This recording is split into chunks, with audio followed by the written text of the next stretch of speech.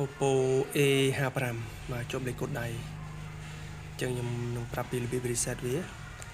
chỉ tới bố giờ chụp bật dần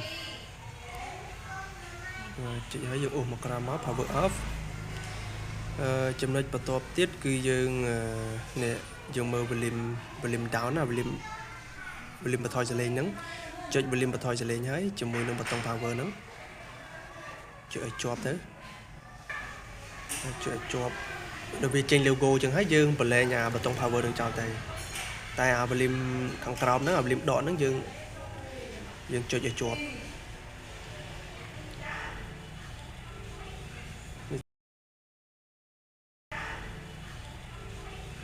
ដោយសារទីតាំងខ្ញុំហ្នឹងនៅចិត្តផ្សារអញ្ចឹងទៅវា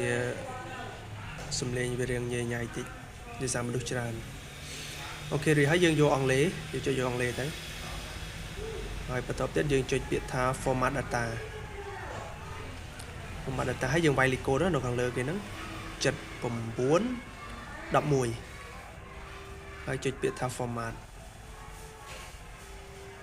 អូខេទៅហើយ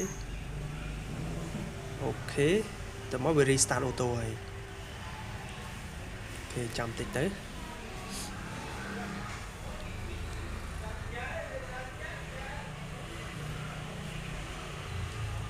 ទីតាំងនៅចិត្តផ្សារអញ្ចឹងវាអ៊ូអហើយសំឡេងក៏វាតាមនឹងអូខេបន្ទាប់ទៀតយើងចុចពាក្យណាសញ្ញាព្រួយហ្នឹងទៅ next អូខេដោយសារតែយើងនៅកម្ពុជាអញ្ចឹងយើងយក Cambodia បាទ continue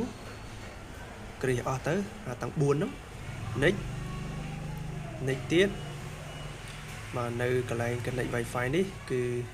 ចាំវាចេញអស់សិនយើងចុចខាងលើជាពាក្យ skip អូខេមករឿងដើរយឺត